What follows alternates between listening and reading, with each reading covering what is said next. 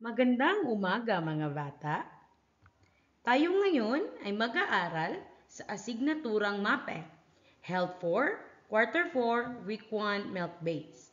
Sa araw na ito, ang ating paksa ay ang iba't ibang uri ng kalamidad o sakuna. Ako ang inyong guro, si Ednalyn Arla Riego, para sa araw na ito. Sa araling ito, ikaw ay inaasahan na una, matutukoy mo ang iba't ibang uri ng kalamidad at sakuna na maaaring mangyari sa ating komunidad. Pangalawa, mauunawaan mo ang epekto ng iba't ibang uri ng kalamidad o sakuna sa buhay ng tao. At panghuli, ang pagiging handa sa panahon ng kalamidad o sakuna na nararanasan sa ating komunidad. Kamusta mga bata? Para sa araw na ito ay pag-aaralan natin ang iba't ibang uri ng kalamidad o sakuna. Nakakita na ba kayo ng mga ganitong pangyayari? Katulad ng pagbaha, landslide, pagbagyo, pagputok ng bulkan, at paglindol? Ang kalamidad at sakuna tulad ng lindol, bagyo, landslide, pagputok ng bulkan at pagbaha ay maaaring magdulot ng malaking pinsala sa mga ari-arian at maging sa buhay ng tao. Upang maiwasan ang hindi mabuting epekto at bunga nito, tayo ay dapat maging handa sa lahat ng oras. Kinakailangang matutuhan natin ang iba't ibang paraan ng angkop na pagtugon sa oras ng kagipitan. Ang pagsunod sa mga alituntunin at batayang pangkalikasan ay pagtitiyak sa pagpapanatili at pangangalaga sa buhay at ari-arian. Sa mga nakalipas na taon, maraming ari-arian at buhay ang nasalanta at nawala dahil sa walang kahandaan sa sakuna at kalamidad. Bago ang lahat, ano nga ba ang kalamidad? Ang kalamidad ay pangyayari na sanhi ng mga pagbabago sa kondisyon ng kalikasan at maaaring magdulot ng pagkawasak o pagkawala ng ari-arian at kapahamakan sa buhay ng tao. Ilan sa mga ito ang sumusunod: pagbaha, landslide, pagbagyo, pagputok ng bulkan, at paglindol. Pagbagyo. Ang pagbagyo ay ang pagbugso ng hangin na may malakas na pagbuhos ng ulan. Ang dami ng pagbuhos ng ulan ay nakapamiminsala.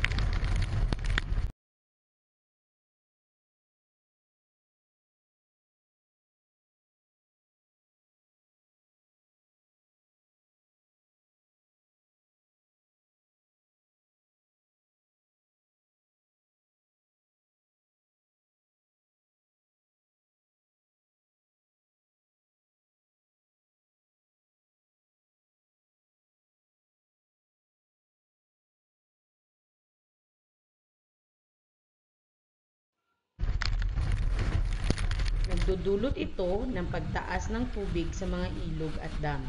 Ang pagbagyo ay kadalasang nabubuo sa mga karagatan katulad ng Dagat Pasipiko. Ang PAG-ASA o ang Philippine Atmospheric Geophysical Astronomical Services Administration ang ahensyang nangangasiwa sa pagbibigay ng signal upang malaman ang lakas o bugso ng hangin na dulot ng bagyo. Pagbaha. Ang pagbaha ay labis na pag-apaw ng tubig o isang paglawak ng tubig na natatakpan ang lupa at isang dilubyo.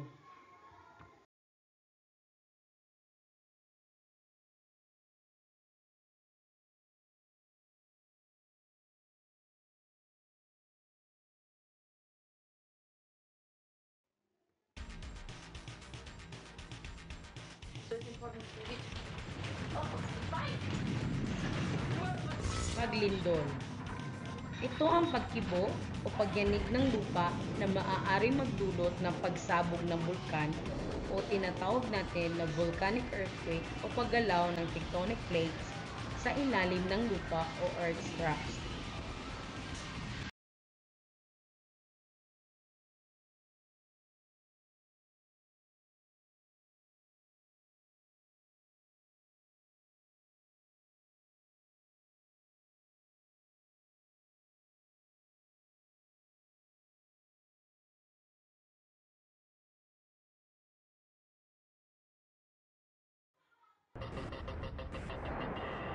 Pagputok ng bulkan. Ito ay ang pagsabog na nagbubuga ng mainit na bato at abog. Nagdudulot ito ng malaking pinsala sa mga tao at komunidad na nasa lugar na malapit sa bulkan.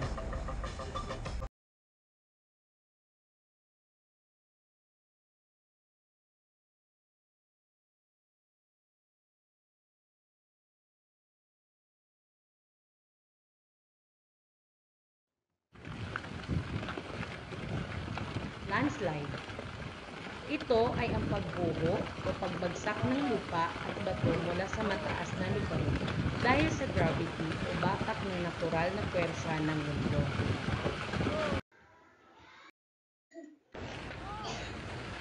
Ang sakuna ay tumutukoy sa malaking kapinsalaan o kalamidad. Ito ay aksidente at hindi sadyang pangyayari tulad ng bagyo, lindol at iba pa.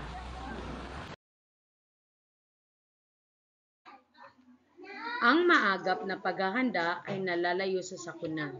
Upang maiwasan ang mga sakuna na dulot ng natural na kalamidad, makinig o alamin lagi ang mga pahayag, babala at maging alerto. Maaaring malaman ang pinakabagong impormasyon ukol sa sama ng panahon sa radyo, telebisyon o internet. Laging ipinahahayag sa telebisyon o radyo ang pagdating o paglapit ng isang bagyo, pagputok ng bulkan, lindol, baha at malakas na hangin. Pagsasanay isa, tukuyin ang kalamidad na tinutukoy sa bawat bilang. Buuin ang salita sa pamamagitan ng pagsulat sa patlang ng mga nawawalang titik. Kayo ay binibigyan lamang ng 5 segundo sa bawat bilang. Una, may dalang malakas na hangin at ulan. Anong uri ng kalamidad ito? Tama! Bagyo ang sagot. Ito ay may dalang malakas na hangin at ulan. Pangalawa, ito ang pagguho ng lupa. Anong uri ng kalamidad ito? Magaling mga bata, ito ay landslide. Ikatatlo, pagyanig ng lupa. Anong uri ng kalamidad ito? Tama! Ang pagyanig ng lupa ay tinatawag nating lindol. Pang-apat, pagsabog o pagbuga ng usok. Anong uri ng kalamidad ito? Magaling! Ito ay ang pagputok ng bulkan. Panghuli, bunga ng walang tigil o malakas na ulan. Anong uri ng kalamidad ito? Tama! Ito ay baha. Tandaan natin, ang sakuna ay tumutukoy sa malaking kapinsalaan o kalamidad. Ito ay aksidente at hindi sadyang pangyayari tulad ng bagyo, lindol at iba pa. Ang maagap na paghahanda ay nalalayo sa sakuna.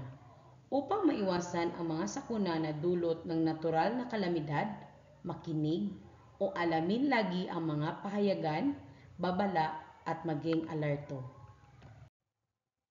Maaaring malaman ang pinakabagong impormasyon ukol sa sama ng panahon sa radyo, telebisyon o internet. Laging ipinahahayag sa telebisyon o radyo ang pagdating o paglapit ng isang bagyo, pagputok ng bulkan, lindol, baha at malakas na hangin.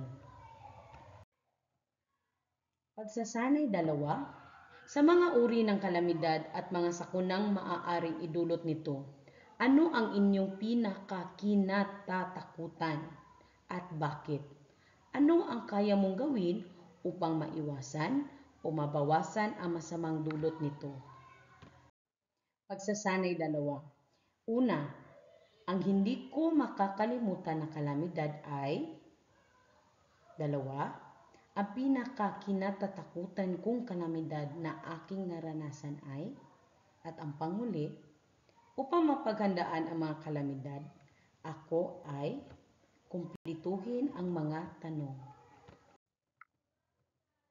Maraming salamat sa pakikinig mga bata. Sana ay may natutunan kayo sa ating aralin. Hanggang sa susunod, inyong teacher Ednaline, congratulations at bye-bye!